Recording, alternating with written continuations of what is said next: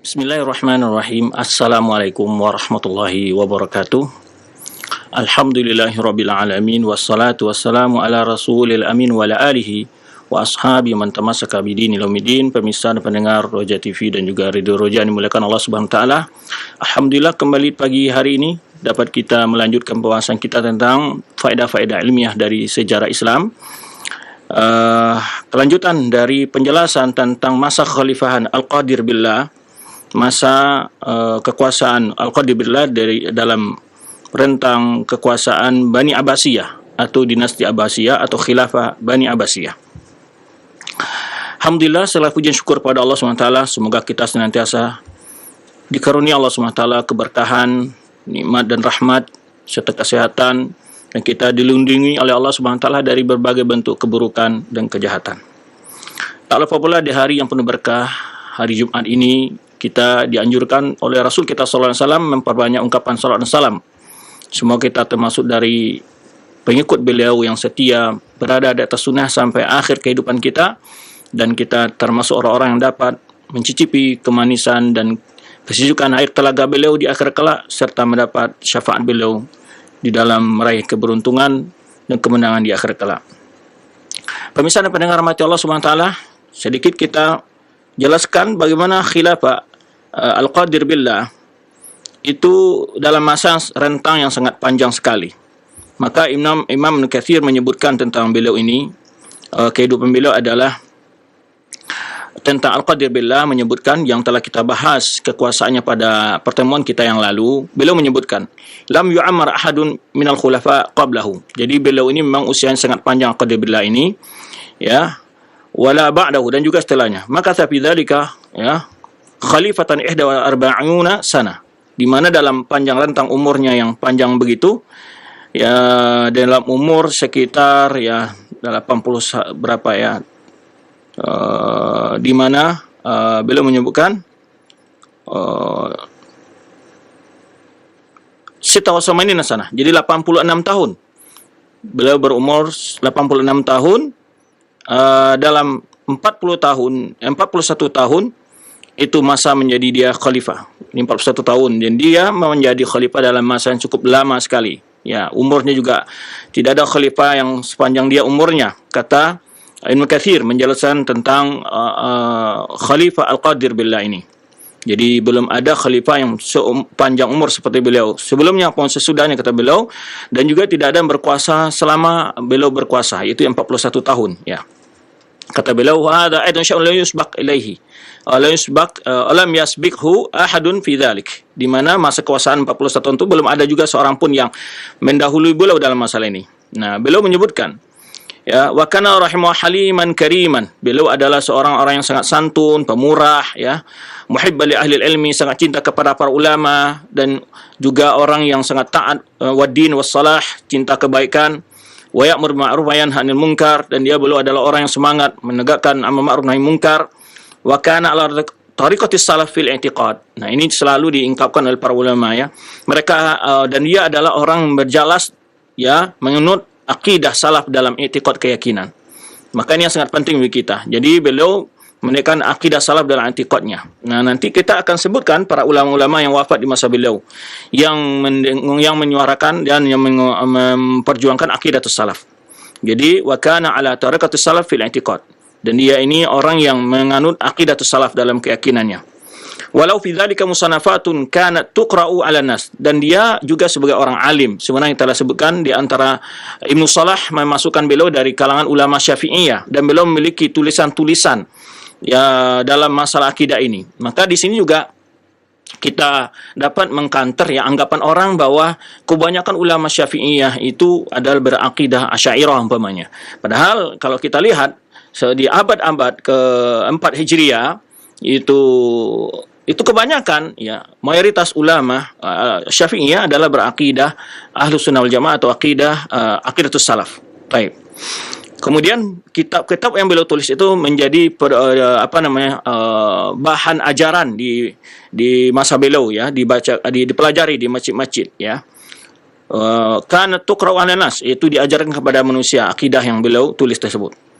Dan beliau kana abyad husnal jism, beliau orangnya putih, ganteng ya, tawilul lihya, dan juga panjang jenggotnya. Ini pujian ya. Di mana ulama-ulama ketika membuat biografi para ulama selalu menggambarkan bagaimana secara lahir mereka menjalankan sunnah. Di antaranya selalu menyebutkan tawilul lihya, kathiful lihya, panjang jenggotnya yang tebal. Nah, itu menunjukkan mereka secara zahir, secara bukan batin saja, akidah saja, tapi pengamalan juga tampak, yaitu memakai jenggot. Jadi jangan ada asumsi ya, masyarakat mengatakan kalau orang berjenggot panjang itu adalah ciri-ciri kaum radikal. Tapi toh nyata banyak sekali orang yang berpaham radikal sama sekali tidak berjenggot. Baik. Kemudian juga disebutkan sini ya, ariduha yakhdibuha. Jadi kemudian juga tebal, lebar ke samping juga, panjang ke bawah. Kemudian juga yakhdibuha artinya beliau sedikit yakhdib itu sebenarnya mencatnya dengan hana, istilahnya itu dengan sebagaimana yang biasa dilakukan para ulama jika sudah mulai tumbuh rambut putih berwarna putih di antara jenggotnya. Wa kana yaqumul lail, dia seorang khalifah yang rajin qiyamul lail, kathir sadaqah, dan juga orang yang banyak bersedekah. Muhibban li sunnah, sangat cinta kepada sunnah. Jadi ini pujian bagi Aqadir Billah ini. Disebutkan dalam Katsir bagaimana dia adalah seseorang khalifah yang benar-benar teguh dalam agamanya. Kemudian muhibban li sunnah wa ahliha, sangat cinta kepada sunnah dan juga para orang-orang yang menjalankan sunnah tersebut. Mubghidan lil bid'ati wa ahliha, dan tidak suka kepada orang yang membuat bid'ah dan pelakunya. Wa kana yukthiru shaum, dan dia ada orang yang suka berpuasa. Wa yubirrul fuqara min aqta'ihi, dan dia memberikan santunan kepada fakir miskin dari gajinya sendiri. Nah, ini di antara sifat-sifat beliau. Ya. Nah, itu sekilas tentang bagaimana biografi beliau. Dan di masa beliau, kehidupan khalifah seperti ini tentu tidak luput dari kondisi masa kecil beliau, dan juga bagaimana tarbiyah yang beliau alami atau pendidikan yang beliau dapatkan dalam keluarga dan lingkungan, nah, dan juga kondisi ulama yang ada di masa beliau. Maka dalam kesempatan ini kita akan melihat dalam masa kekuasaan 41 tahun itu tentu tidak singkat ya, banyak sekali ulama-ulama yang ulama-ulama terkenal, ulama-ulama yang masyhur wafat di masa beliau. Di antaranya ulama-ulama sunnah yang wafat masa beliau itu yang masyhur ya, saya sebutkan ini, disebutkan oleh Imam As-Suyuti dalam kitab beliau Tarikhul Khulafa ya, di mana Imam Suyuti dalam Khulafa ini banyak meringkas apa yang dijelaskan oleh Ibnu Katsir dalam kitab beliau Bidayah wa Nihayah. Bahkan kalimat-kalimatnya, nukilannya hampir masa nukil yang sangat panjang. Bahkan persis kadang-kadang perkataan Ibnu Katsir itu dinukil oleh beliau dalam kitab Tarikhul Khulafa ini, yaitu karang Imam Suyuti. Di antara ulama yang beliau sebutkan di sini ya, yang wafat ini, yang kita kenal sebagai ulama-ulama yang memiliki kitab dalam akidah Ahlussunnah wal Jamaah, seperti Imam Daruqutni Al-Hafidh. Imam Daruqutni beliau memiliki kitab yang nanti insyaallah dalam pertemuan kita kali ini kita akan mencoba mengenal secara ringkas biografi beliau. Yang beliau memiliki kitab tentang akidah seperti kitab Ru'yah dan kitab Sifat dan kitab An-Nuzul ya. Nah, ini beliau memiliki beberapa kitab tentang akidah. Kemudian juga Ibnu Syahin, kemudian juga Ibnu Abi Zaid Al-Maliki, Syekhul Malikiyah, Ibnu Abi Zaid Al-Qirawani. Ini masyhur juga. Beliau ketika menulis kitab fikih beliau juga memberi mukaddimah kitabnya dengan pembahasan akidah terlebih dahulu. Jadi dikenal dengan kitab beliau ya ini. Jadi kalau kita lihat di sini adalah lintasan, kalau kita sebut tentang lintasan madhab fikih ya, para ulama-ulama sunnah di sini disebutkan. Ya, kemudian juga Abi Zaid Al-Maliki ini beliau bermadzhab Maliki. Kemudian Ibnu Battah Al-Hambali. Nah, tadi Maliki, Ibnu Battah Al-Hambali ya, Daruqutni adalah sebagian ulama menisbahkan beliau kepada mazhab Syafi'iyah. Nah, ini ulama-ulama al-sunnah di berbagai mazhab yang wafat di masa kekuasaan Al-Qadir Billah, dan mereka memiliki kitab-kitab tentang i'tiqad al-sunnah jamaah, akidah al-sunnah jamaah. Ibnu Battah memiliki kitab, dua kitab itu Al-Ibanah Kubra dan Al-Ibanah Sughra. Kemudian Al-Khattabi, beliau juga memiliki kitab tentang akidah ya. Kemudian juga pembahasan akidah banyak beliau bahas dalam penjelasan-penjelasan beliau, terutama dalam mensyarah Sunan Abi Daud. Nah, insyaAllah kita akan lihat sekilas tentang terjemah ataupun biografi mereka. Kemudian Ibnu Mandah masyhur, beliau memiliki kitab yang sangat populer ya, yang sangat fenomenal, yaitu Kitabul Iman karang Ibnu Mandah 3 jilid. Kemudian Kitabut Tauhid karang Ibnu Mandah juga. Yang sebelumnya kita sudah pernah bicara tentang Ibnu Khuzaimah. yang mana juga memiliki judul kitabnya itu Kitabut Tauhid. Kemudian Ibnu Abi Zamanin atau Ibnu Abi Zamanin, ya, Ibnu Abi Zamanin ini memiliki kitab Ushulus Sunnah. Nah, ini di antara ulama-ulama Ahlus Sunnah wal Jamaah yang di masa kekuasaan beliau meninggal, dan masih banyak ulama lain. Ini yang masyhur, yang sering terulang-ulang di dalam penjelasan para ustadz, dalam para ulama, ataupun yang dinukil perkataan mereka dalam menjelaskan akidah Ahlussunnah wal Jamaah. Baik, pemirsa dan pendengar rahmati Allah SWT, kita akan mulai dari melihat biografi Imam Darul Qutni. Ya, Imam Darul Qutni, kita akan mencoba melihat siapa beliau, ya. Bahasan kita ambil ada seseorang penulis yang telah menulis biografi beliau, yaitu Salim Jamal Al-Handawi, ya, Syekh Salim Jamal Al-Handawi menulis Imam Darul Qutni rahimahullah. Jadi kita akan coba melihat nama beliau, ya, dan kelahiran beliau. Kunyah beliau Abul Hasan. Jadi nama beliau Ali ibn Umar ibn Ahmad. Ya, nama beliau adalah huwa Abul Hasan Ali ibn Umar ibn Ahmad ibn Mahdi ibn Mas'ud ibn Nu'man bin Dinar bin Abdullah al-Baghdadi al-Muqri al-Muhaddits. Nah, ini keahlian ilmu beliau. Jadi nama beliau Ali bin Umar. Jadi kunyah beliau adalah Abul Hasan. Ya. Beliau lahir dan juga wafat di Baghdad. Ya. Al-Muqri berarti beliau adalah seorang ahli qiraat. Al-Muhaddits dan juga seorang ahli hadis. Min ahli mahallati Darul Qutn bi Baghdad. Itu ada daerah ataupun semacam kalau kita istilahkan sebagai kampung, namanya Al-Qutn di Baghdad. Jadi disebutkan sana Darul Qutn, mahal Darul Qutn. Jadi mungkin tempat ini adalah tempat penghasil kapas gitu ya, disebutlah kampung kapas dalam terjemahan kita. Nah, itu nama beliau. Nama beliau adalah Ali bin Umar, kunyah beliau Abul Hasan, ya. Dalam nasab beliau Ali bin Umar ibni Ahmad ibni Mahdi ibni Mas'ud ibni Nu'man ibni Dinar ibni Abdullah al-Baghdadi. Taib. Wulida, ya, kelahiran beliau adalah tahun 306 Hijriah. Ya. Sebagaimana yang beliau sendiri menjelaskan. Ya, disebutkan dari Abi Sa'id Muhammad bin Ali ibni Ahmad, ya, ibni Muhammad, amba'ana Abu Abdurrahman As-Sulami, qala Syekh Abul Hasan. Jadi Abdurrahman As-Sulami menyebutkan mendengar Darul Qutni berkata, wulidtu fi hadis sana, yakni sana sit wa salasut mi'ah. Itu beliau mengatakan aku lahir pada tahun ini, yaitu tahun 306 Hijriah. Jadi beliau lahir 306 Hijriah, di awal abad keempat berarti. Nah, bagaimana beliau menuntut ilmu? Sebenarnya kita jelaskan ketika kita mendengar bagaimana perjuangan para ulama di dalam menuntut ilmu. Semoga kita sedikit terinspirasi gitu ya, meniru dan menjadikan mereka sebagai teladan bagaimana semangat mereka, dan juga kita sampaikan pada anak-anak kita agar mereka termotivasi bagaimana perjuangan ulama di dalam menghidupkan agama ini dengan ilmu, ya. Imam Darul Qutni menuntut ilmu, ya, pada umur yang sangat kecil sekali. Masih kecil sudah menuntut ilmu, ya. Zakara dzalikal ulama fi tarjamati, para ulama yang menyebutkan tentang biografi beliau, ya, bahwa beliau menuntut bada talabul ilmi ma'ahada hudatsati sinni, dan masih usia sangat kecil, dari umur 9 tahun kalau nggak salah dalam sebuah referensi yang kita baca, itu umur 9 tahun beliau sudah mulai mencatat belajar. Umur 9 tahun artinya masih SD lah kalau kita dalam pendidikan kita, ya. Kalau masuk SD umur 7 tahun berarti kelas 3 SD lah, ya. Taib.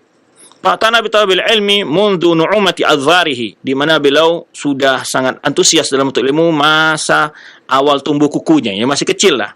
Wahtamma bil hadis wa ulumihi. Nah, di antara ilmu yang beliau geluti adalah menuntut ilmu hadis, ya, hadis dan ilmu-ilmunya. Wa balagha fi ihtimamihi, dan sangat antusias, sangat bersemangat mempelajari ilmu ini.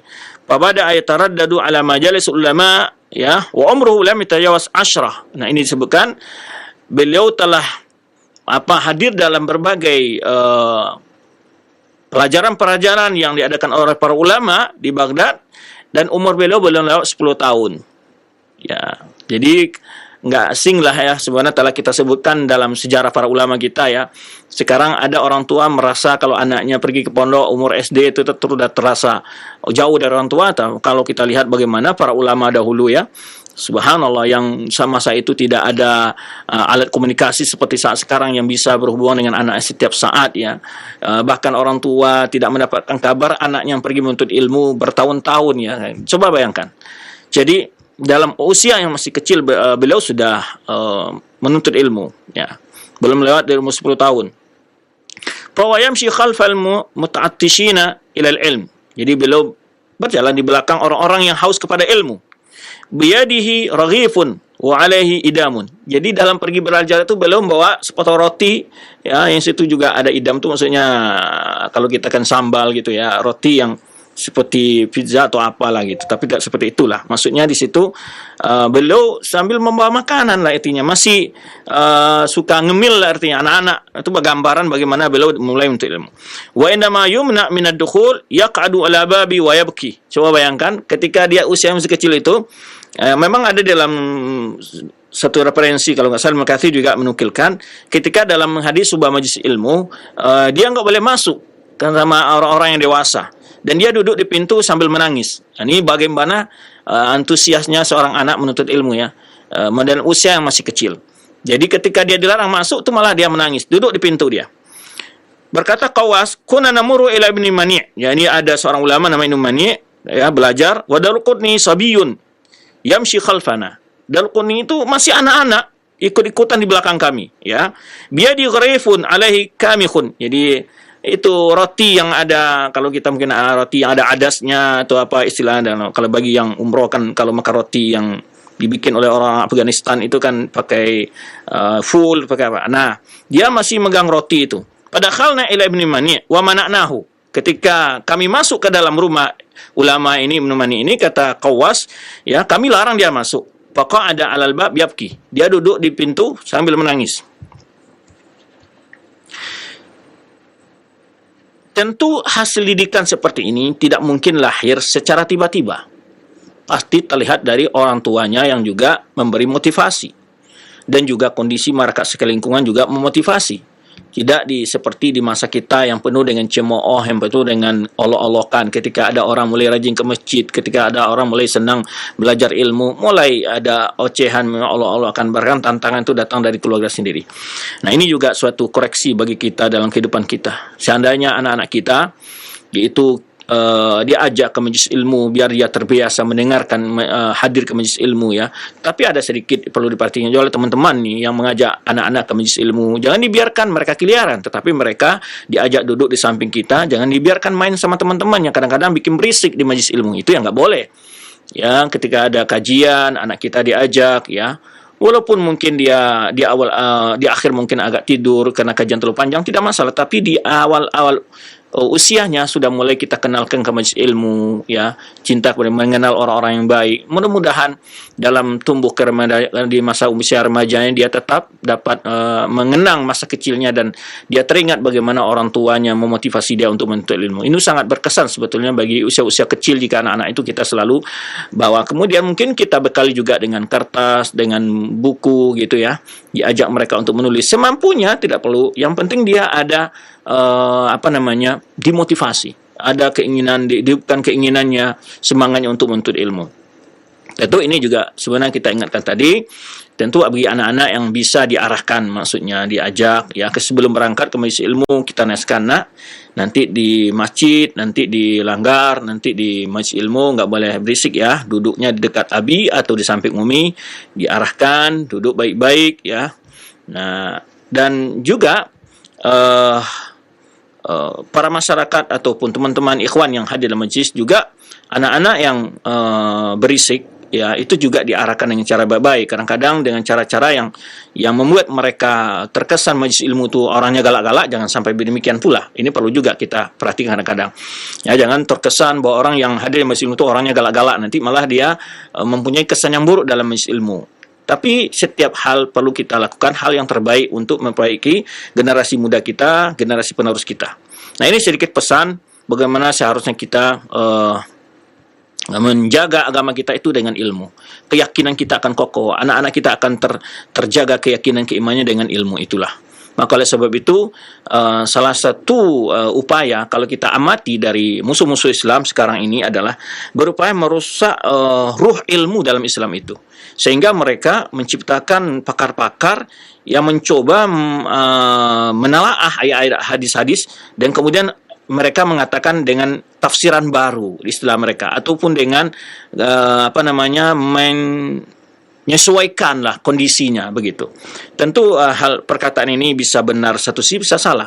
Menyesuaikan dalam perkara-perkara yang sifatnya kontemporer kemudian ditinjau dari hukum Islam itu boleh saja. Tapi jangan hukum Islamnya yang ditarik disesuaikan dengan kontemporer itu.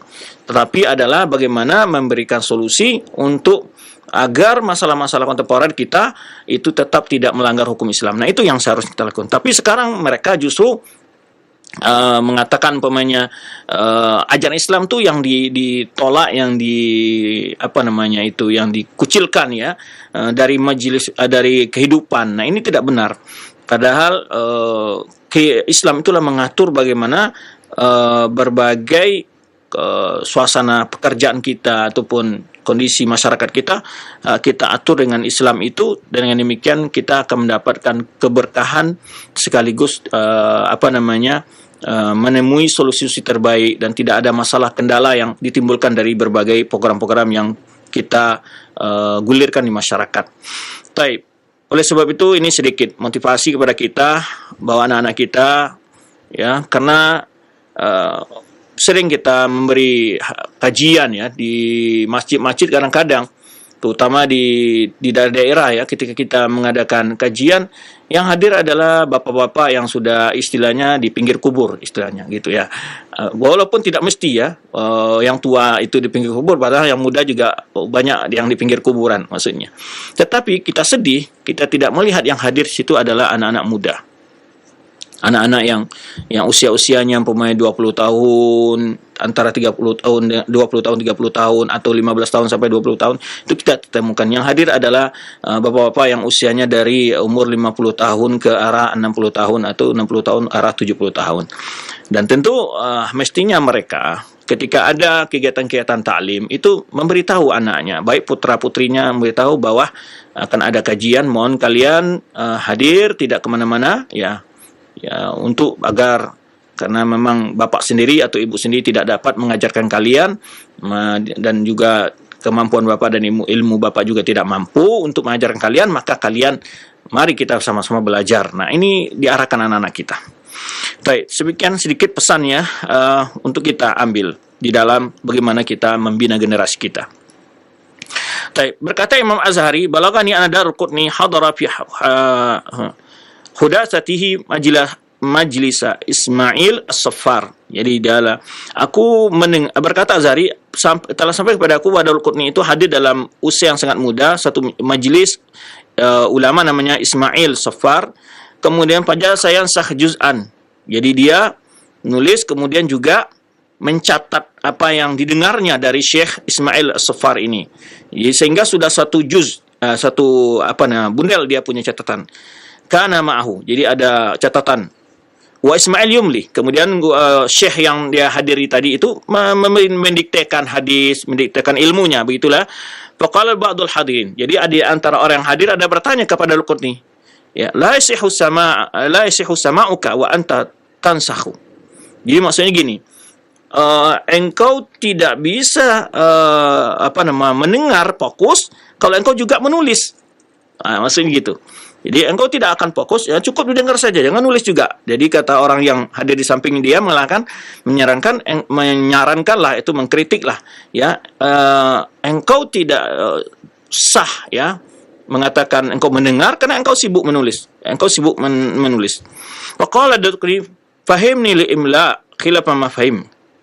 Fahmi li imla'i khilafa fahmik. Dia katakan ya, pemahamanku untuk mencatat ini berbeda dengan pemahamanmu. Sumaqala, kemudian Qutni mengatakan, tahfadhu kam amla syekh min hadithi.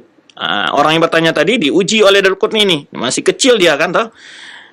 Dan orang negur dia, kamu kok lebih serius menulis, tidak memperhatikan apa yang dikatakan. Dia katakan berbeda. Konsentrasi saya dan konsentrasi kamu berbeda. Nah, kemudian dikatanyakan, berapa syekh telah mendiktekan hadis? Ya, sampai sekarang sudah berapa? Ya, kam tahfaz kam amla syekh min hadithi ilal an? Ya, berapa syekh telah mendiktekan hadisnya sampai sekarang sudah berapa? Kata orang bertanya itu, qala la. Jadi, apa kamu hafal? Ya, berapa kamu hafal dari hadis yang telah didiktekan oleh syekh?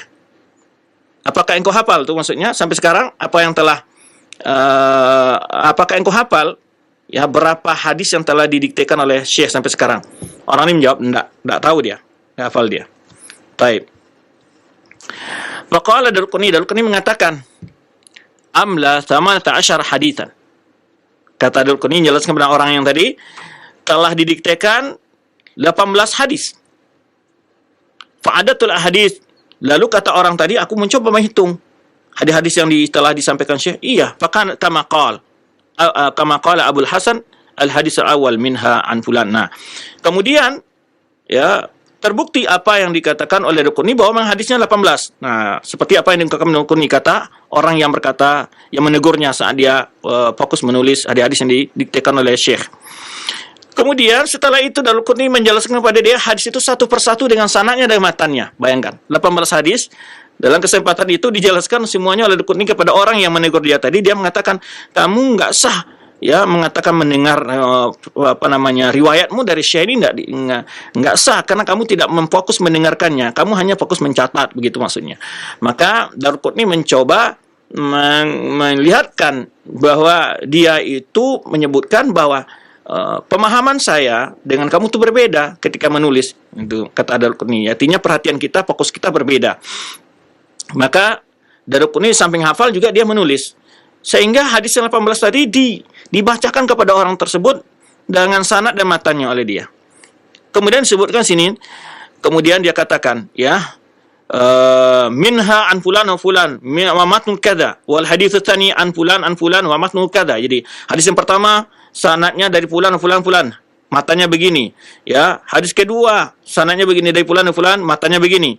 Lam yazal yadhkur asanil hadis wa mutunaha ala tartibiyah. Dia menyebutkan sanad-sanad hadis dan matan-matannya secara berurutan dalam imla, dalam yang didiktekan oleh syekh, hatta ata ala akhiriha, sampai selesai.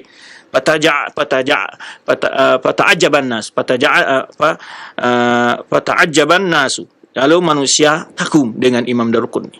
Nah, ini bagaimana tentu dari sini kelihatan kekuatan hafalan beliau dan juga konsentrasi beliau dalam menuntut ilmu dan usia yang sangat muda. Nah, wa akhadha al-fiqh an Abi Sa'id al-Istarkhi, ya, Istarkhi, ya, nama ulama ini, ya, dia belajar fikih dari Abu Sa'id, ya, Abi Sa'id Istakhri, ya, dari al-faqih Syafi'i, yakni dari seorang ulama Syafi'i, ya, dari seorang ulama Abu Sa'id al-Istakhri, ya, faqih Syafi'i. Wa qila bal akhadahu an sahib Abi Sa'id, dan juga ada menyebutkan bahwa dia belajar fikih Syafi'i dari teman dari ulama, yaitu Abu Sa'id ini. Wa akhadha al-qira'ah 'aradan wa sama'an an Muhammad bin Hasan an-Naqqash. Nah, dia belajar tentang qiraat dari seorang ulama namanya Muhammad bin Hasan an-Naqqash, kemudian juga Ali bin Sa'id al-Qazzaz dan Muhammad bin Husain at-Tabari wa man fi tabaqatihim, dan ulama-ulama yang segenerasi. Wa sami'a min Abi Bakar ibn Mujahid wa huwa shaghir, dan dia mendengar hadis dari Abu Bakar ibn Mujahid dan dia masih kecil. Nah. Wa anfara bil imamah fi ilmi hadis. Dia adalah ulama yang infarado maksudnya itu menyendiri, artinya orang pakar, ya, pakarannya orang sangat pakar dalam ilmu hadis di masa dia.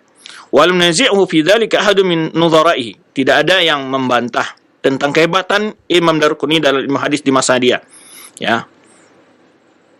Kemudian wa tasaddara fi akhir ayyamihi lil iqra' bi Baghdad. Kemudian di akhir umurnya dia mengajarkan hadis, ya, di Baghdad. Wa kana 'arifan bi ikhtilafil fuqaha, dan beliau juga ahli dalam berbagai perbedaan ulama fikih, pendapat ulama fikih. Wa yahfadzu katsir min dawawinil Arab, dan juga beliau banyak hafal daripada syair-syair, ya. Seperti Diwan Said Al-Humairi, ya. Kemudian di antara murid-muridnya adalah Hafiz Abu Nu'aim Al-Asfahani, Al-Hafidz Abu Nu'aim Al-Asfahani, yaitu pengarang kitab Hilyatul Auliya, dan beberapa ulama lainnya. Ya, kemudian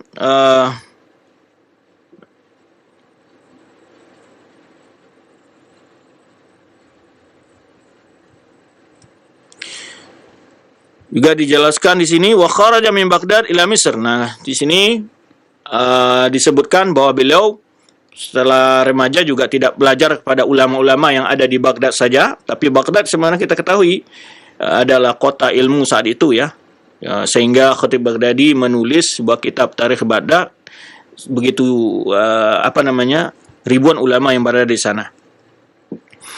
Wa kharaja min Baghdad ila Misr qasidan Abul Fadl Ja'far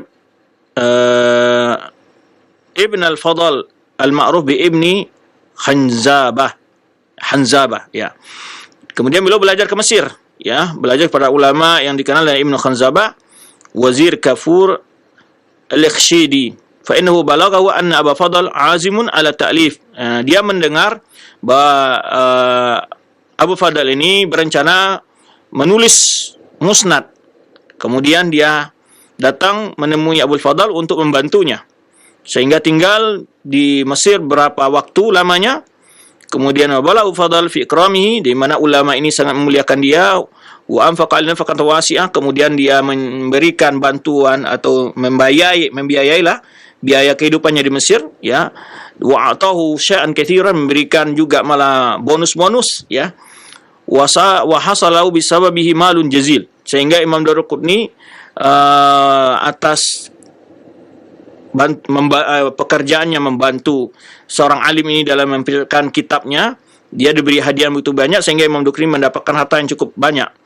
Wala mazal indahu hatta faragal musnad, ya. Selamentiasa Imam Daruqutni belajar di Mesir dengan ulama ini dan membantu menyiapkan musnad yang ditulis Ibnu Fadl ini sampai selesai. Kemudian wa kana istami' huwa wa Hafidz Abdul Ghani bin Sa'id ala taqrir musnad wa kitabati ila an najiza, ya. Dia dengan Hafidz Ibnu Ghani bekerja sama untuk mentakhrij, ya, musnad yang ditulis oleh Abu Fadl ini, ya, dan juga menulisnya sampai selesai. Nah, ini tentang bagaimana proses beliau menuntut ilmu dan juga hubungan beliau para ulama di masa beliau. Ada pujian para ulama terhadap Imam Daruqutni banyak sekali, ya, banyak pujian ulama terhadap beliau.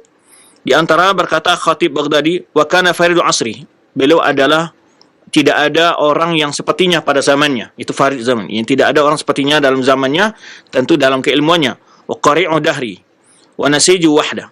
Ya, dia mana dipuji sini oleh Khatib Baghdadi, dia adalah ulama yang karismatik, yang tidak ada yang ilmunya yang sedalam seperti dia lah. Jadi imam waktihi, dan juga adalah seorang ulama yang alim, intaha ilaihi ilmul athar, di mana dia adalah ulama-ulama yang menjadi rujukan para ulama lain dalam bicara masalah hadis atau asar, wal ma'rifatu bi ilal hadis, dan juga pakar dalam ilmu hadis seperti ilal hadis.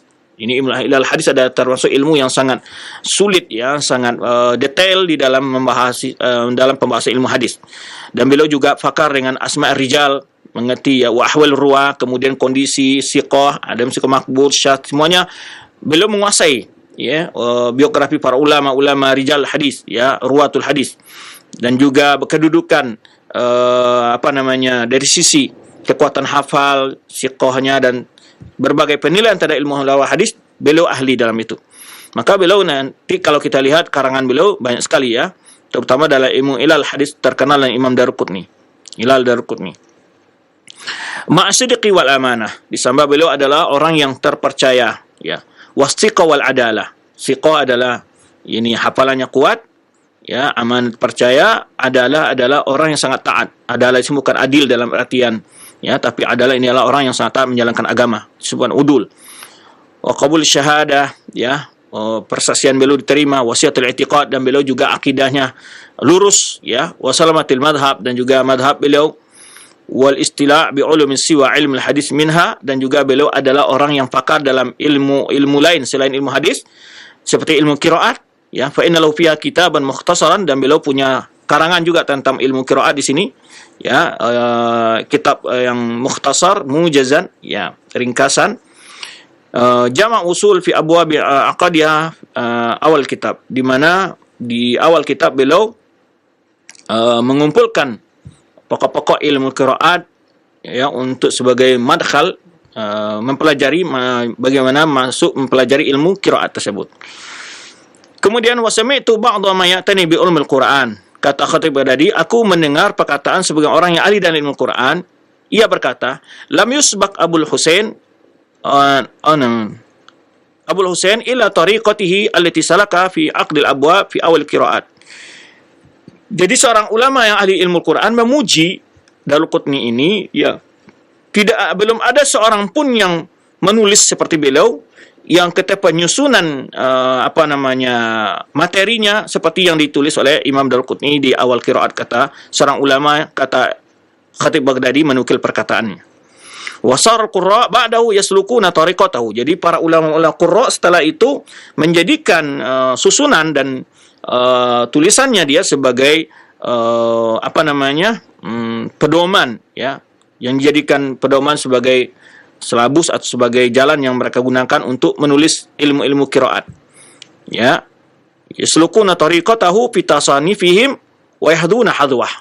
Jadi mana ulama ketika menulis ilmu-ilmu qiraat banyak mencontek, banyak mempelajari, banyak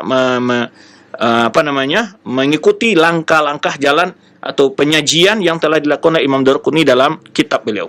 Nah, ini keahlian beliau di ilmu hadis tidak diragukan, juga keahlian beliau dalam ilmu qiraat. Demikian pujian yang dinukilkan oleh Khatib Baghdadi tentang Imam Daraqutni. Berkata Imam Zahabi itu memuji dengan istilah al-imam, al-hafiz, al-mujawwad, syekhul Islam, ya, alimul jahabidah. Ini adalah pujian-pujian yang luar biasa sebenarnya seorang imam, ya. Kata-kata imam tidak diberikan kecuali ulama yang betul-betul ilmunya sudah mumpuni, bahasa kitanya hafiz, betul, orang-orang yang menguasai hadis dan sanad-sanadnya. Al-mujawwad, orang yang bagus bacaan Qur'annya. Syekhul Islam, dan juga Syekhul Islam ini adalah ulama yang menguasai berbagai bidang ilmu, bukan hanya satu bidang ilmu. Saya sebutlah Syekhul Islam, ya, alimul jahabidah, seorang ulama yang disegani lah.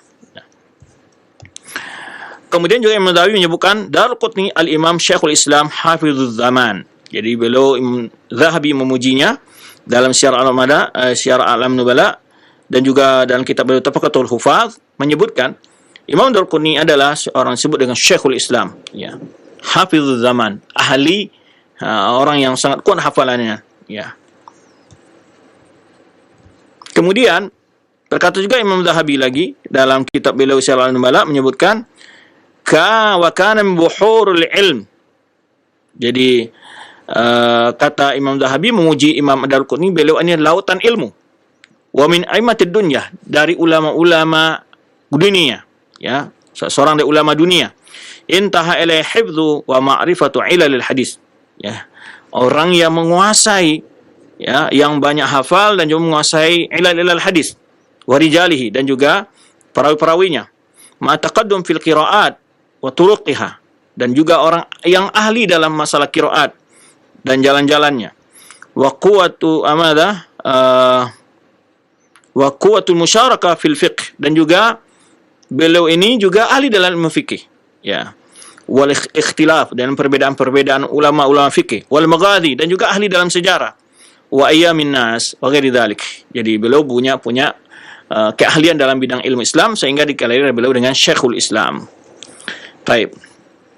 Berkata Ibnu Khalaqan, ya, Daraqutni al-Hafidh masyhur kana aliman hafizan faqihan. Seorang alim, hafiz, faqih ala madhab Imam Syafi'i radhiyallahu anhu. Jadi madhab Daraqutni apa? Adalah madhab Syafi'i. Nah, berkata Imam Hakim, sar al-Qutni awhadu asrihi fi al-hifdhi wal fahmi wal wara'i. Kata Imam Hakim memuji Imam Daraqutni adalah beliau satu-satunya orang yang di masanya kuat hafalannya, pemahaman agama yang tinggi, dan waroknya, ya, orang yang warok. Wara' adalah orang yang benar-benar hati-hati dalam masalah hal-hal perkara-perkara yang syubhat. Jadi sudah berkali kita bedakan antara zuhud dengan syubhat. Kalau al-wara' sangat hati-hati dan perkara-perkara syubhat, az-zuhud adalah meninggalkan perkara-perkara yang mubah. Wa imaman fil qurra' wan nahyiyin. Beliau juga ahli dalam tokoh dalam ilmu qiraat dan juga ilmu nahwu. Ya. Wa fi sana 67 aqamtu bi Baghdad. Kata Imam Hakim, dia pernah ke Baghdad pada tahun 367. Dia tinggal di sana 4 bulan katanya. Wa kasra istima'una bil lail wan nahar. Jadi kata Imam Hakim, dia sering berkumpul dengan Imam Darqutni malam dan siang. Fasarabtu fawqa ma wusifa li. Aku menemui Imam Darqutni itu melebihi dari apa yang diceritakan kepadaku. Wa sa'altuhu 'anil ilal wa syuyukh. Aku bertanya kepada dia tentang ilmu-ilmu ilal hadis dan para ulama-ulama hadis. Ya, qala wa asyhadu annahu lam yakhluf an adimil ardi lam yakhluf ala adimil ardi mislah. Dan aku bersaksi bahwa dia tidak meninggalkan orang sepertinya di muka bumi ini. Artinya dia adalah orang yang ada orang setelahnya datang seperti dia dalam segi keilmuan dalam ilmu hadis. Baik. Berkata Ibnu Katsir, Abul Hasan Daruqutni Al-Hafidz Al-Kabir. Nah, Ibnu Katsir memujinya adalah Imam Hafidz Al-Kabir, ya, hafiz yang besar. Ustadzu hadhi sina'a fi zamani, adalah ustaz dalam ilmu keahlian dalam zamannya, ilmu hadis maksudnya. Fi zamani wa qablaha bi muddah, ya, wa ba'daha ila zamanin hadha. Kata Ibnu Katsir, malah dia adalah orang yang benar-benar fakar di zamannya dan sebelumnya sedikit, dan kemudian setelah zamannya tidak ada lagi yang dapat menyainginya. Wa bada ila zaman hada. Sami al-katsir wa jama'a wa sanaf. Dia banyak mendengar riwayat-riwayat hadis dari para ulama, dan dia juga mengumpulkan riwayat dan juga menulis. Wa allafa wa ajad, menulis dan tulisannya sangat bagus. Wa afada, beri faedah. Wa ahsana nazar wa ta'lil, dan orang yang begitu dalam pandangan dan penelitiannya. Ya, wal intiqa' wal i'tiqad, dan juga orang yang baik, ya, dalam intiqa', dalam memilih dalil-dalil, menjelaskan masalah, kemudian juga dalam akidahnya. Wa kana faridu asrihi, dan dia adalah orang satu-satu di masanya. Wa nasiju wahda, ini juga sama dengan ungkapan sebelumnya, ya, dalam masalah ilmu rijal dan juga ilmu ilal hadis, jarh wa ta'dil, dan juga kebagusan beliau dalam menulis dan mengarang, ittisa'ul riwayah, ya, dan begitu luasnya riwayat-riwayat beliau, kemudian ittila'at tam fi dirayah, dan penguasaannya dalam menguasai ilmu dirayah, hukum-hukum yang terkandung dalam hadis tersebut. Ini puja-puja ulama. Berkata Hafiz Abdul Ghani bin Sa'id, ahsanun nasi kalaman ala hadis Rasulullah salasa. Kata Abdul Ghani ini menyebutkan manusia yang sangat indah perkataan dalam hadis Rasulullah itu ada 3. Alim Madini fi waqtihi, Alim Madini di masanya, wa Musa bin Harun di masanya, Daruqutni fi waqtihi, dan Daruqutni di masanya. Berkata Abul Hasan Ali bin Umar Ibn Ahmad Al-Mahdi,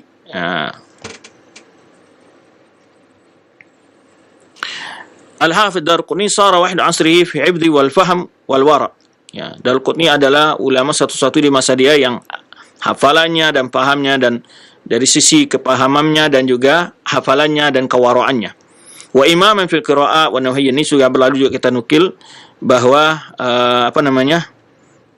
perkataan Abdul Ghani ini bahwa ahli dalam ilmu qiraat, ilmu dalam nahwu.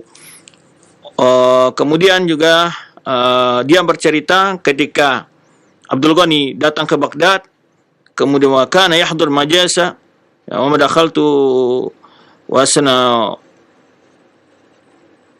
Jadi dia menceritakan Abul Hasan ini atau Daruqutni ini, kata Abdul Ghani menceritakan dia hadir di masjid-masjid ulama dan ilmunya masih kecil. Wa kana ahadu hufaz, dia adalah seorang ulama yang pakar dalam menghafal hadis.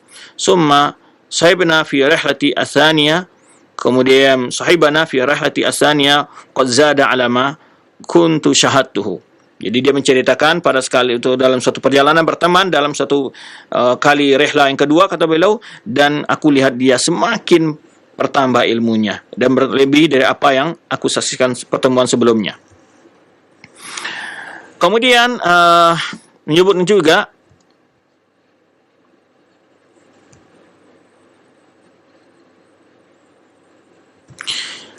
Hajjah Syekhuna Abu Abdullah Ibnu Abu Huzail sana salah wa khamsin wa sumiyah. Dia menceritakan ini, dan guru kami Abu Abdullah Ibnu Abu Zahlin, jadi pergi haji pada tahun 353 Hijriah. Kemudian fakana yasifu hifdzuhu wa tafarrada bit taqaddum, di mana gurunya ini menceritakan bagaimana kekuatan hafalnya Imam Daruqutni, ya, kemudian ahlinya, hatta stankartu wasfahu, sampai aku kurang menerima lah apa yang diceritakan Daruqutni ini. Ila an hajattu sana 67. Lalu kata Abdul Ghani ini, baru aku haji pada tahun 67, ya, 67 Hijriah, 367. Falam saraftu ila Baghdad. Tatkala aku pergi ke Baghdad dan aku tinggal di sana 4 bulan. Kemudian aku berkumpul dengan dengan Daruqutni ini malam dan siang, maka aku menemuinya di atas apa yang diceritakan kepadaku oleh Syekh Abdullah, ini guru yang sebelumnya. Karena gurunya memuji-muji banget Imam Daruqutni ini, akhirnya dia melihat suatu hal yang berlebih-lebihan dalam memuji itu. Namun tatkala dia buktikan sendiri, bertemu di Baghdad dengan Imam Daruqutni, malah melihat lebih dari apa yang diceritakan oleh gurunya. Wasta'altu 'anal ilal wa syuyukh wa dawantu ajibatahu an su'alati. Kata Abdul Ghani menyebutkan, aku bertanya kepada tentang ilmu ilal hadis dan juga syuyukh, ya, para ulama-ulama hadis, dan aku mencatat jawaban-jawabannya tentang pertanyaan-pertanyaanku. Qad sami'aha minni ashabi, dan juga sahabat-sahabatku mendengar dariku. Sami' Abul Qasim Ibnu Mani, dan juga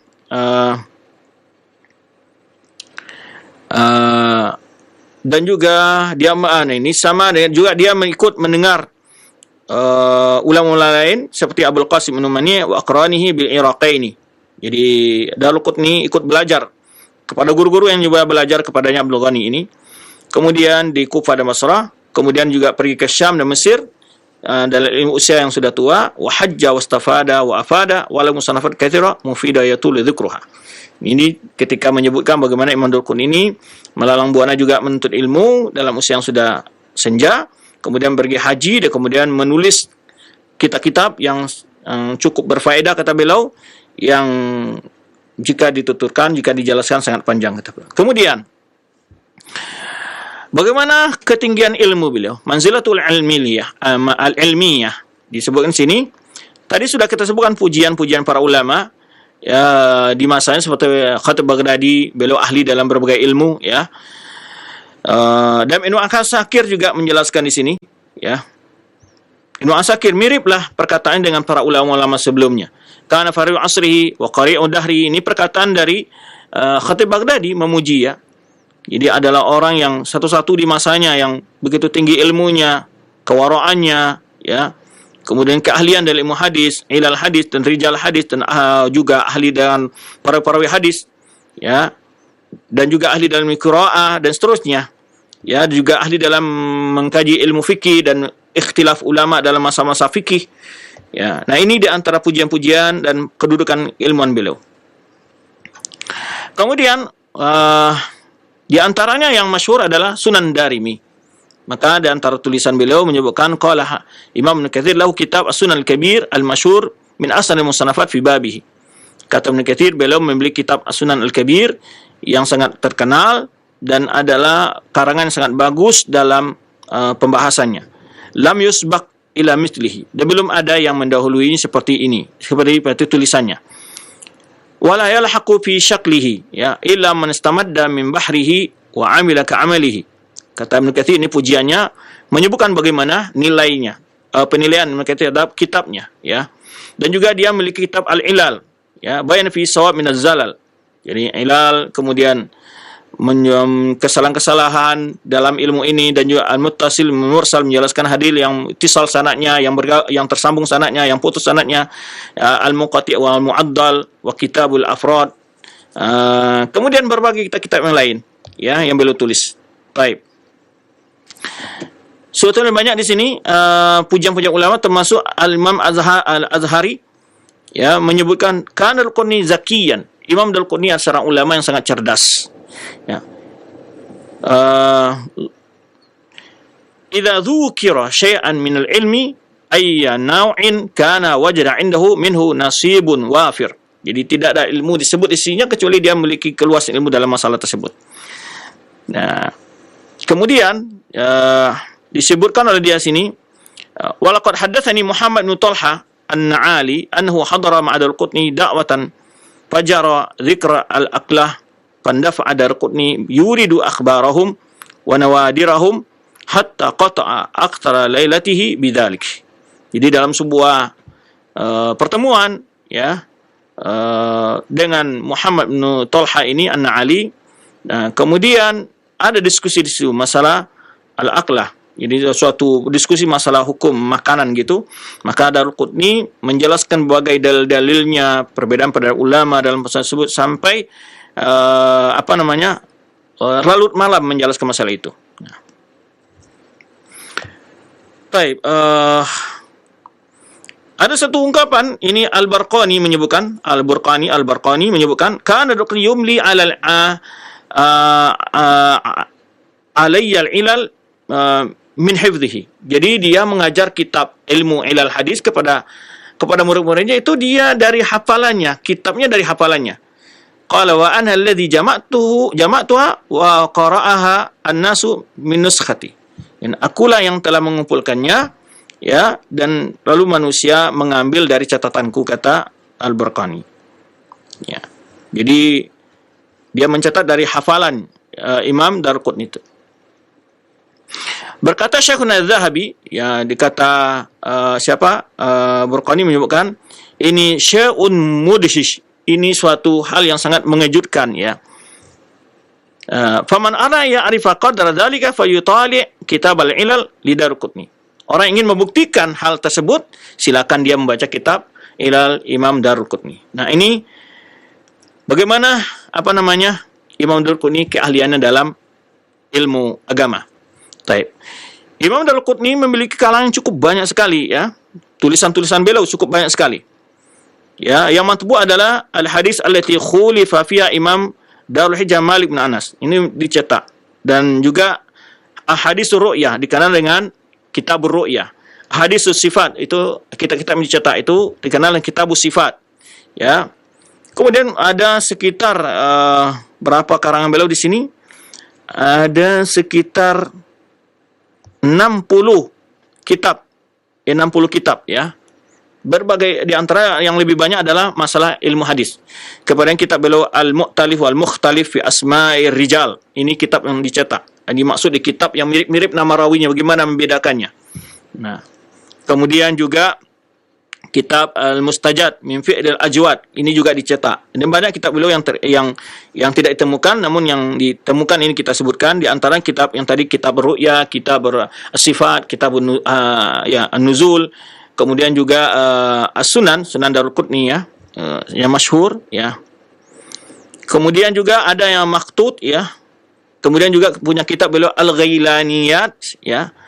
Kemudian kitab beliau Al-Ilal yang juga masyhur itu dicetak ya, itu tercetak. Dan masih banyak kitab-kitab beliau lain. As-Sunan Rasulullah SAW, ini kitab beliau Sunan yang juga dicetak.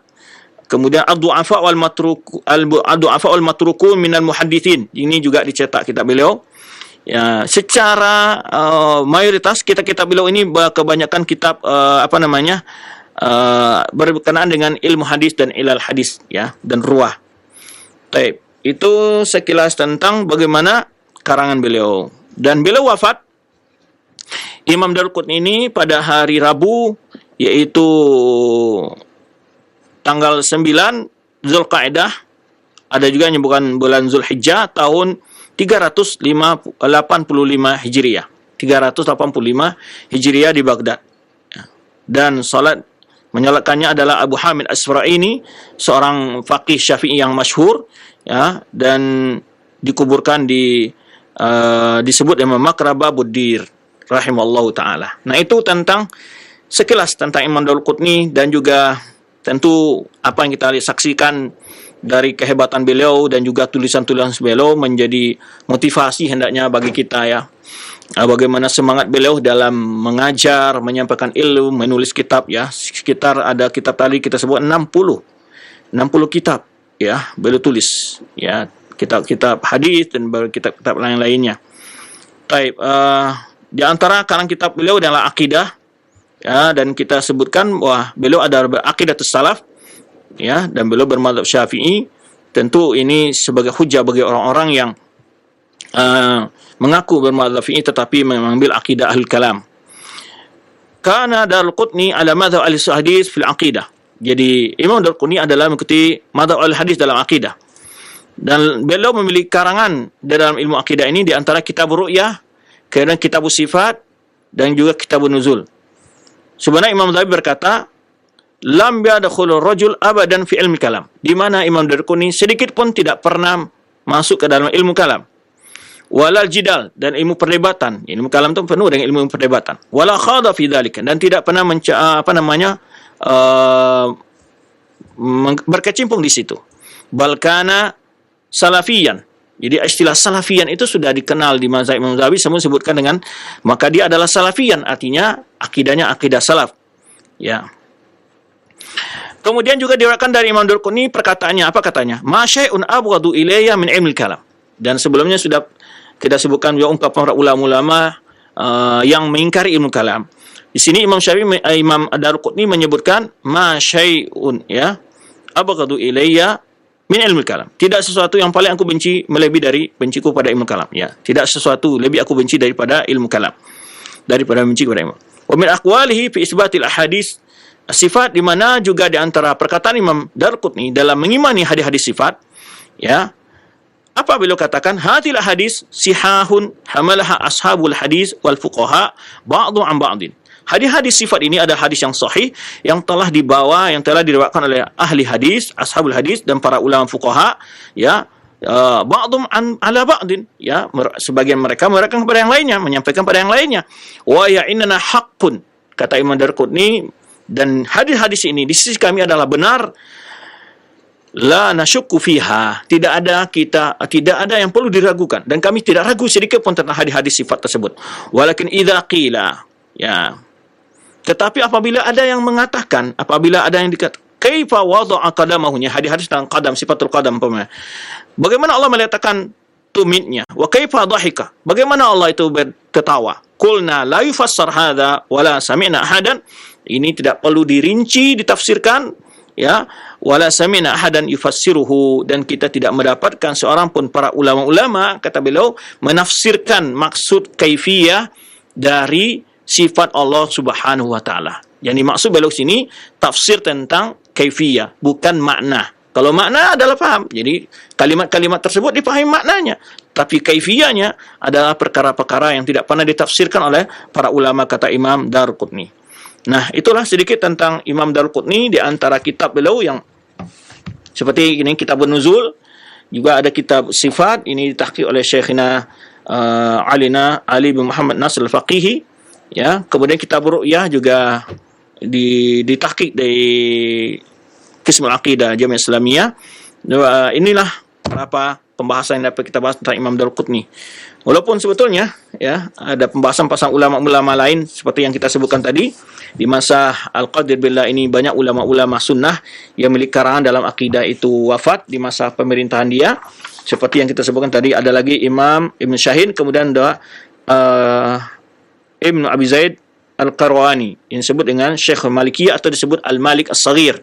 Ya, ini beliau karena beliau ada keulamaannya dan keilmuannya di kalangan para ulama Malikiyah. Baik, waktu sudah hampir, ya, selesai karena waktu selesai. InsyaAllah kita akan coba melihat berapa biografi para ulama-ulama sunnah lain yang tadi diantaranya adalah yang telah kita persiapkan materinya, ada Ibnu Abi Zaid Al-Qarawani dan juga Ibnu Battah Al-Hambali, kemudian Al-Khattabi, Ibnu Manda, Al-Hafidh Ibnu Manda, kemudian juga Ibnu Abi Zamanin. InsyaAllah jika Allah Subhanahu wa taala memudahkan kita untuk kita bahas, insyaallah pada jumpa kita yang akan datang. Demikian, wallahu a'lam bishawab. Kita kembalikan kepada Al-Akh Madu kita dari Studio 2 Cilengsi. Nah, Ustaz, barakallahu fikum wa jazakallahu khairan. Terima kasih atas bimbingan yang bermanfaat dan ilmu yang telah disampaikan di kesempatan pagi hari ini. Semoga menjadi tambahan ilmu untuk kita semuanya. Selanjutnya, ikhwatul Islam, kami berikan kesempatan untuk Anda yang bertanya, silahkan. Kami awali terlebih dahulu dari pertanyaan pesan singkat dari Abdullah di Cilengsi yang bertanya, Ustadz, pada zaman ini indikator atau orang tersebut dibilang berilmu sebagai ulama dalam agama Islam dikarenakan kita sering melihat perdebatan dia, pembicaraan dia tentang agama dengan agama lain, kemudian pintarnya dia menyampaikan hal-hal yang berkaitan dengan permasalahan masa kini. Nah, apabila kita menengok dengan kisah-kisah para ulama zaman dulu sangat berbeda sekali, yang mereka berkhidmat di dalam mengajar pada masyarakat, rajin menulis dan lain sebagainya. Nah, apakah ulama-ulama seperti yang saya sebutkan tadi pada zaman sekarang ini bisa disebut dengan ulama atau alim atau tidak? Silahkan Ustaz. Baik, tentulah syak mereka yang berbicara dengan ilmu adalah ulama. Mereka yang tidak bicara dengan ilmu tentu tidak bisa disebut ulama. Karena bukan setiap orang bicara dalam agama adalah ahli agama. Maka pernah saya nukil sebuah ungkapan Mas'ud, dan juga Ibnu Mas'ud ini diungkil di kitab Fadl Ilmu Salaf oleh ala ilmu khalaf oleh Ibnu Rajab Hambali dan beberapa ulama lain menukil kitab ini bagaimana menjelaskan tentang ilmu-ilmu yang merupakan ilmu yang tidak bermanfaat. Dan beliau menukil di antara perkataan Ibnu Mas'ud sebutkan ketika berkata kepada sahabatnya, Mas'ud menyebutkan atau kepada murid-muridnya, kalian sekarang berada pada zaman yaitu kathura fuqaha'u wa qalla khutaba'uhu. Jadi di zaman yang banyak orang yang ahli agama dan sedikit orang yang ahli bicara. Ya, arti penceramah. Khutbah artinya penceramah atau ahli bicara agama. Ahli bicara agama beda dengan ahli ilmu agama. Jadi maksudnya begitu. Kata Ibnu Mas'ud, akan datang zaman nanti yang pada masanya itu adalah kathura khutaba'uhu wa qalla fuqaha'uhu. Akan datang satu zaman banyak sekali orang yang pintar berbicara tapi sedikit orang yang paham agama. Jadi itulah masalahnya. Di zaman sekarang kita banyak melihat, ya, dan ini kita sudah mulai merasakan hal ini di saat-saat tahun 90-an, di mana orang ketika dapat orang yang ahli ilmu umum kemudian bicara masalah agama dianggap dia orang yang hebat gitu. Nah, ini kita melihat waktu itu di satu daerah yang saya tinggal di sana itu dia ahli kandungan. Kemudian dia tentu orang yang belajar ilmu kedokteran pasti banyak melihat betapa isi kandungan Al-Quran itu banyak sekali membuktikan keajiban-ajiban, tentu demikian. Maka banyak orang menganggap dia pakar agama, tapi dia sekedar dia ingin menunjukkan dari keahlian ilmu kesehatan dalam ilmu Islam saja. Namun akhirnya orang menganggap dia sudah pakar ilmu agama. Jadi beda antara orang ahli dengan ilmu agama dengan orang yang bisa bicara agama itu berbeda sekali. Memang dia bisa mengetahui perkara-perkara, aspek-aspek yang mungkin dia secara zahir dalam Islam, secara apa yang terlampak dari dalil-dalil agama, bisa dia telaah, dia sesuaikan dengan keahlian dia. Tapi bukan berarti dia sudah pakar dalam ilmu agama. Karena mempelajari ilmu agama, keahliannya jauh lebih dalam lagi. Sebagaimana dia mempelajari ilmu umum, dia butuh keahlian yang dalam dari berbagai teori-teori. Nah, oleh sebab itu, bagaimana kita melihat ya para ulama itu adalah orang yang memang dari awal secara pendidikan formal dan non formalnya ya itu jelas dia betul-betul menggeluti ilmu agama kepada ahlinya juga. Jadi bukan sekedar menggeluti ilmu agama saja, tapi juga belajar kepada ulama-ulama yang memang ilmunya juga sudah diakui oleh para ulama gitu tentu. Ya, kalau di antara ilmu umum saja seseorang bisa dikatakan pakar ahli komunikasi, memang dia keluar dari lulusan dididik oleh orang ahli ilmu komunikasi, ahli ilmu informatika, ilmu komputer, memang pasti dia tamat dari jurusan yang sama dan diajar oleh ahli di bidang itu. Demikian pula ilmu agama memang begitu, dia betul ahli agama memang dari kecil, dari sudah belajar mendalami ya dan bersimpu duduk di hadapan para ulama, belajar para ulama-ulama yang menjadi ulama yang menjadi panutan dan sudah diakui ilmunya para ulama juga. Karena setiap ahli mengakui keahlian yang orang yang ada di pada keahliannya dia.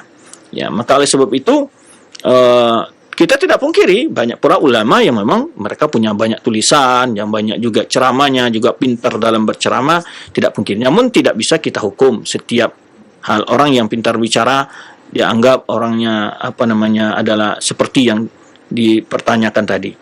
Ya, banyak para ustaz-ustaz juga ada yang ahli dalam ilmu agama, dia pintar juga berceramah dan juga dia dalam punya tulis-tulisan. Namun yang kita maksud di sini adalah kadang-kadang ada orang yang masuk ke dalam bidangnya, dia tidak pakar dan tidak ahli, kemudian mencomot ayat Al-Quran, mencomot hadis-hadis Nabi, ya, mencocokkan dengan ilmu-ilmu modern, dan akhirnya kadang-kadang ketimpangan terjadi besar ketika ilmu tadi itu dibatalkan oleh teori baru, akhirnya seakan-akan apa yang dinyatakan Al-Quran itu adalah bohong. Dan begitu nanti kesimpulannya.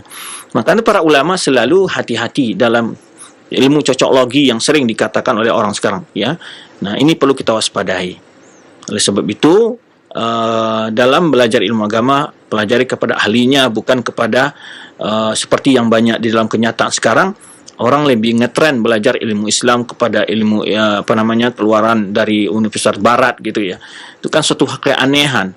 Ya, kalau dia ke barat belajar ilmu-ilmu dunia, ya, ilmu yang mereka maju, itu tidak bermasalah.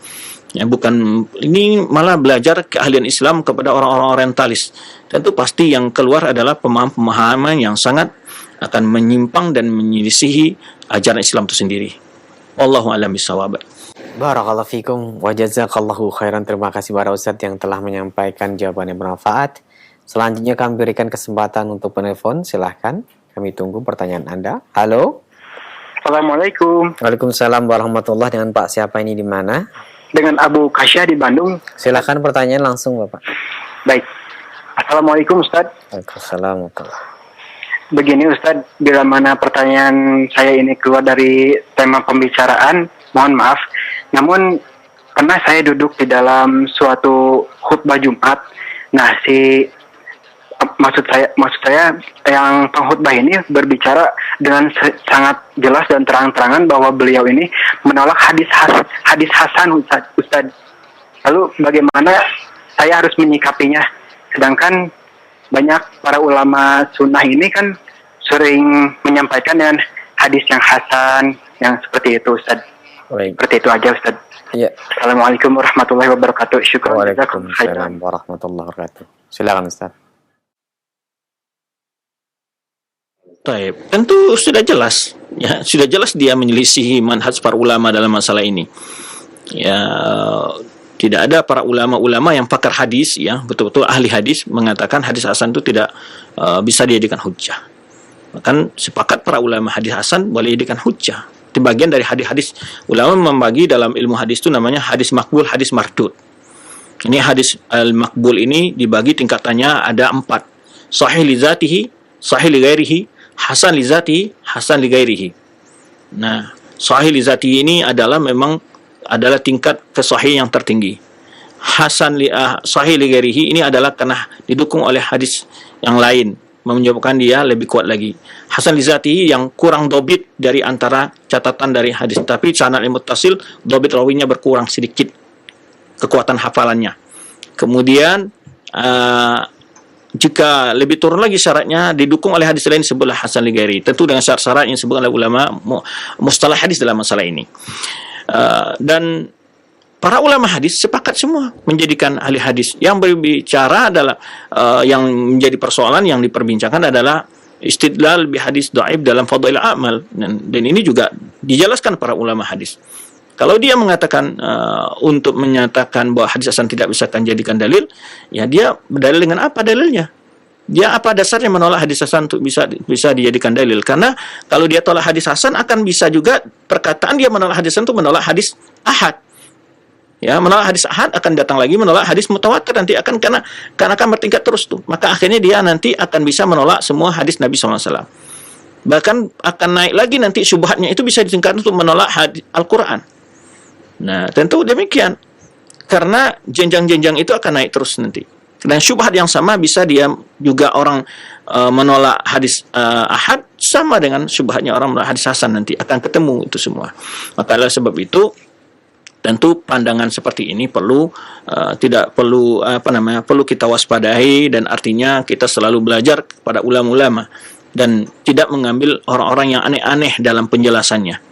Ya, kalau dia merasa lebih pintar, tidak ada yang lebih pintar daripada ulama-ulama hadis yang telah menjelaskan persoalan ini lebih jelas dan detail, ya, dan mereka dari segi hafalan, dari segi penguasaan ilmu hadis jauh lebih dari kita semua, ya. Kita hanya menukil pendapat mereka, melihat penilaian mereka yang begitu komprehensif dalam menilai sebuah sanad hadis semata hadis. Jadi makanya kita untuk sekarang ini ilmu kita jauh dibanding dengan ulama-ulama yang dahulu. Ya, bagaimana pula ada seorang orang sekarang ini ada mulai mengatakan bahwa Sahih Bukhari itu banyak sekali hadis dhaif dalamnya, dan ada sekarang orang berupaya untuk melemahkan Sahih Bukhari, mengkritik Sahih Bukhari. Padahal Sahih Bukhari sudah diakui oleh ulama-ulama jahabidah, ulama-ulama yang luar biasa ilmunya, ya. Lalu ada orang-orang sekarang mungkin Arba'in Nawawiyah saja susah menghafal. 40 hadis yang ditumpul Imam Nawawi saja nggak hafal dia. Tapi dia berani mengkritik Sahih Bukhari dan segala macamnya. Ini suatu keanehan yang memang itu sudah lumrah di dalam perjalanan kehidupan dakwah. Memang begitu. Karena ada hikmah di balik itu. Yang selama ini orang tidak mengerti bagaimana syarat Imam Bukhari, kehebatan Imam Bukhari, dengan datangnya orang-orang mencoba mengkritik dan akan muncul orang yang menjelaskan kesalahan kekeliruan dia, terangkat lagi kedudukan Imam Bukhari dan terjelas lagi dijelaskan pada umat. Jadi suatunya hikmah-hikmah, adanya penentang-penentang dan paham-paham itu bukan tidak ada hikmah di balik itu. Di antaranya adalah kembalinya ulama-ulama yang punya ghirah terhadap agama ini, mengungkapkan kebenaran, membuka fakta itu kembali kepada umat. Nah, selama ini kan fakta, ya kenapa ya Sahih Bukhari itu secara detail dijelaskan adalah kitab yang sahih setelah Al-Quran umpamanya. Kan banyak kita hanya menerima seperti itu aja. Ketika ada orang mencoba mengkritik, ulama membahas lebih detail, dibantah subhat-subhatnya oleh. Nah, itu akan menjadi hidup lagi, umat mengerti lagi ya tentang hujah-hujah kehebatan Imam Bukhari tersebut. Nah, itu di antara hikmah. Sehingga disinilah tantangan bagi para duat, para ulama sunnah untuk selalu mempelajari, menelaah. Ketika tidak ada orang yang mencoba mengkritik, tentu kadang-kadang tidak ada pancingan istilahnya. Sehingga kadang-kadang kita sudah istilahnya umat sudah diam dan menerima begitu adanya. Namun ketika ada orang yang mencoba mengotak-atik, ya, kita akan buktikan, membalikan fakta itu kepada dia dan menjelaskan kebatilan pendapatnya. Di sini umat akan semakin yakin dengan apa yang selama ini mereka terima dari para ulama. Wallahu a'lam bishawab. Barakallahu fikum wa jazakallahu khairan. Terima kasih atas nasihat dan bimbingan yang bermanfaat. Selanjutnya kami berikan kesempatan kembali, silahkan. Halo. Halo. Halo. Ya. Ya. Assalamualaikum. Waalaikumsalam warahmatullahi wabarakatuh. Dengan siapa ini Bapak? Di mana? Dengan Dian di Bandung, Pak. Silahkan pertanyaannya langsung. Ini Pak, saya mau nanyain, kan di lingkungan saya ini ada beda-beda Pemahaman? masjid ya Pak ya. Oh iya. Kan yang masjid sebelah kanan itu pas hari Jumat sholatnya itu kan ada dua bagian ya Pak ya.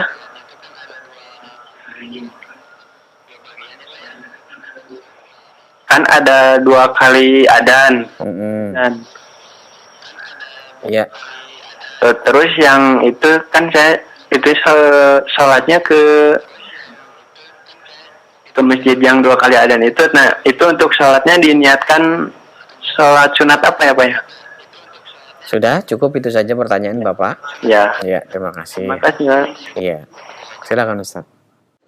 Baik, masalah azan 2 kali.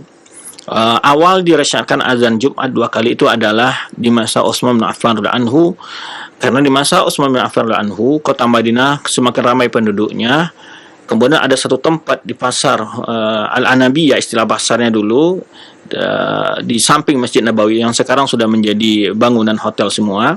Masjid yang pada tahun 90-an itu masih ada sebagian pasar-pasar itu. Nah, karena begitu luasnya dan begitu sibuknya orang di pasar, jadi ada azan pemberitahuan awal agar orang bersiap-siap untuk mandi, bersiap hari Jumat di pasar azannya, bukan di masjid. Jadi ini bedanya. Kalau kita sekarang azan di masjid. Nah, dari situlah ulama mengambil istinbat bolehnya azan pertama untuk memberitahu para jamaah, para yang masih di dadang, di sawah, bersiap-siap untuk mandi dan mereka bersiap ke masjid. Jadi ada 2 perbedaan praktek di sini. Pertama adalah tempat azannya. Yang pertama itu di mana? Yang kedua adalah waktu antara azan pertama dan azan keduanya tidak terlalu dekat. Ya, itu perbedaannya. Ada senggang waktu. Jadi kalau di Madinah pun masih tetap 2 azan sekarang, tapi ada senggang waktu. Nah, itu prakteknya. Baik, kalau praktek di negeri-negeri lain yang mengikuti sunnah ini tidak bermasalah, karena memang adalah sabda Rasulullah SAW, "Fa'alaikum sunnati khulafa'ir rasyidin al-mahdiyyin ba'di." Jika dibutuhkan hal itu, tidak bermasalah. Nah, kalaupun tidak dilaksanakan juga tidak menjadi salah, karena memang tidak dibutuhkan, karena sekarang sudah ada pengeras suara gitu ya, pengeras suara dan seterusnya. Dan juga sudah ada waktu, pemberitahu waktu dan segala macamnya. Tentu saat itu orang belum mempunyai jam yang bisa peringatan dan seterusnya macamnya. Tapi ala kulli hal, dengan segala perbedaan-perbedaan itu, salat di masjid yang 2 azanan, tidak 1 azan pun, itu tidak ada ulama yang mengkritik tentang keabsahan salatnya. Cuman berbedanya, lebih afdalnya tetap dilaksanakan atau tidak. Jadi tidak perlu dijadikan sebagai bahan untuk saling mengejek, untuk saling menjatuhkan, saling mengolok-olok, atau saling mengklaim ya, atau fitnah yang lain dengan aliran macam-macam. Itu kalau dalam masalah ini ya. Artinya itu adalah sudah khilaf yang sudah ada warid semenjak daripada ulama-ulama kita menjelaskan apakah tetap dilaksanakan di luar Madinah, kemudian dan kondisi seperti apa dilaksanakan, itu panjang pembahasan para ulama kita. Tapi ala kulli hal semuanya salat sah. Kemudian yang ditanyakan salat niat apa?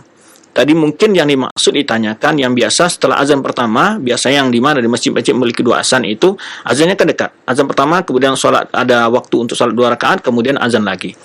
Nah, yang dipersoalkan oleh para ulama tidak ada salat di antara 2 azan ini.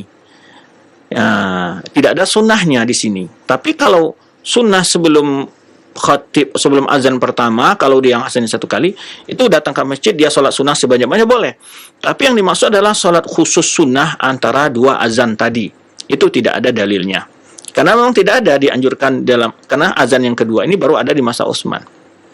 Ya, azan yang pertama maksudnya yang sebelum azan masuk waktu itu.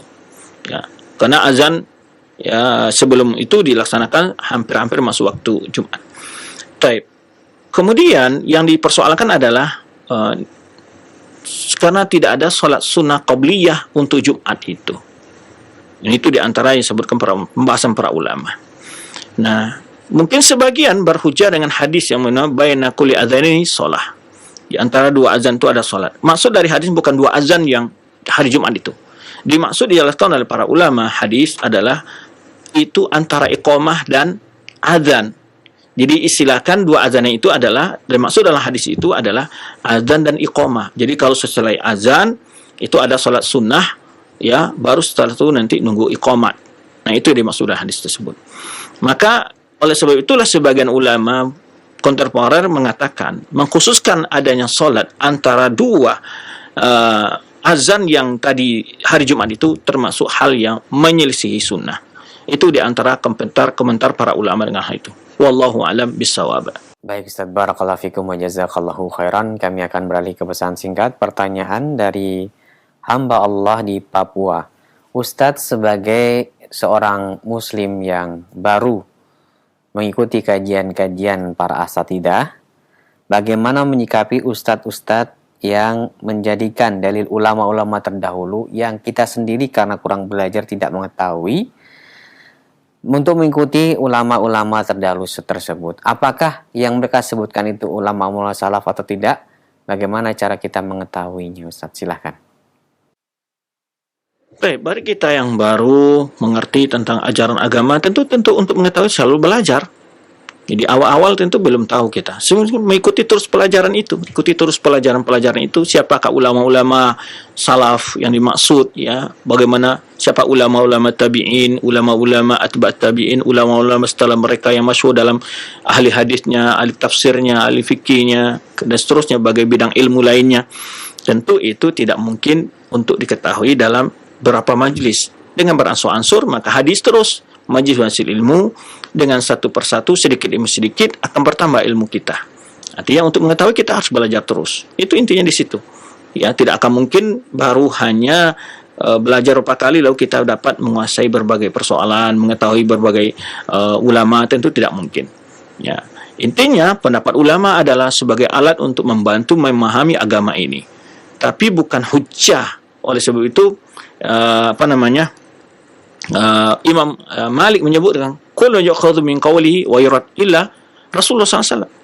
siapapun orangnya selain Rasulullah SAW berhak untuk diterima, ditolak pendapatnya. Kapan pendapatnya terima? Jika sesuai dengan sunnah Rasulullah SAW, sesuai dengan dalil-dalil syar'i, sesuai dengan ijma' para sahabat, ijma' para salaf. Ya. Kemudian kapan ditolak? Bila jelas-jelas adalah menyelisih pendapat para ulama salaf. Nah, itu ditolak. Jadi kita menolak bukan menolak ulamanya, pendapatnya yang tidak benar. Maka tidak semua ulama itu artinya tidak punya kesalahan, tidak punya kelemahan. Karena setiap ulama pasti punya kekeliruan, kelupaan dan segala macamnya. Sehingga ulama sendiri pun banyak mengoreksi pendapat-pendapat mereka sendiri juga. Ya.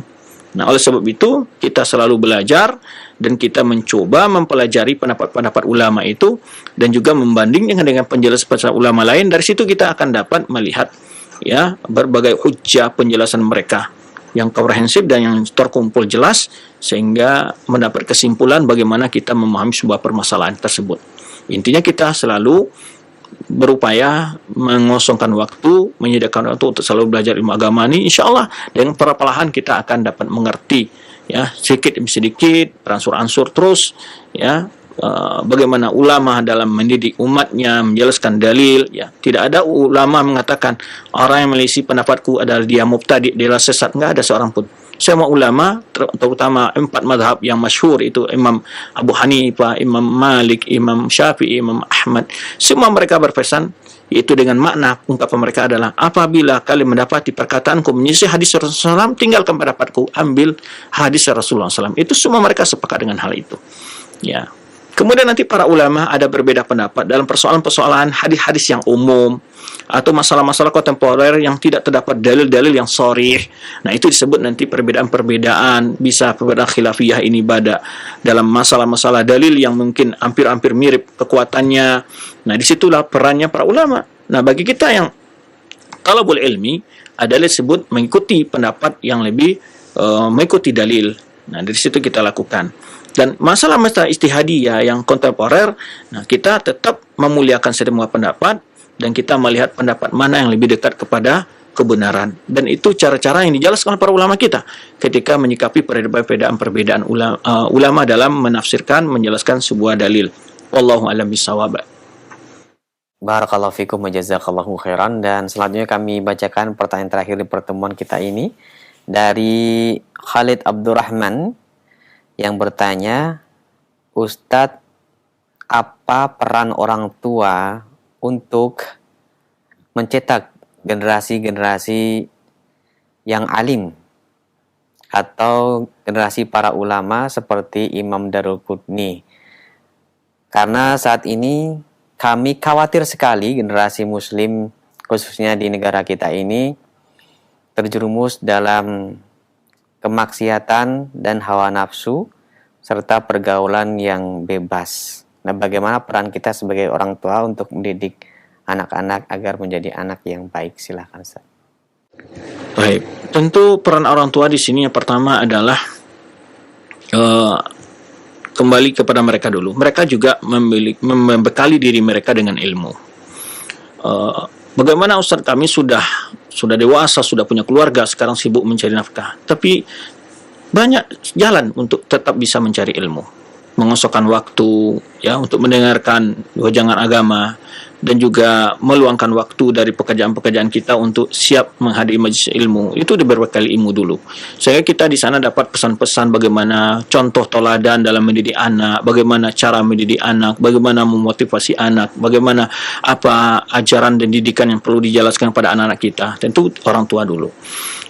Langkah keduanya adalah kita mencarikan pendidikan yang baik bagi anak-anak kita, yang memasukkan kepada lembaga-lembaga yang melihat pendidikannya bagus, kurikulumnya yang bagus, ya, teladan di sana, kepribadian para pendidiknya bagus sehingga mendapat teladan yang baik.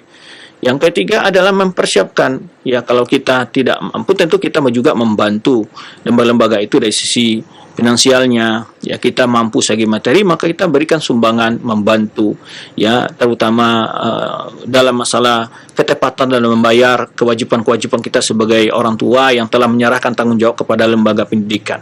Itu artinya di situ. Kemudian yang tidak kalah penting tentu dengan doa, selalu meminta kepada Allah Subhanahu wa taala yang mana Allah ajarkan kita di dalam doa bagaimana cara memintanya kepada Allah. Allah lafazkan dalam Al-Quran itu, Rabbana hablana min azwajina wa dhurriyyatina qurrata a'yun waj'alna lil muttaqina imama.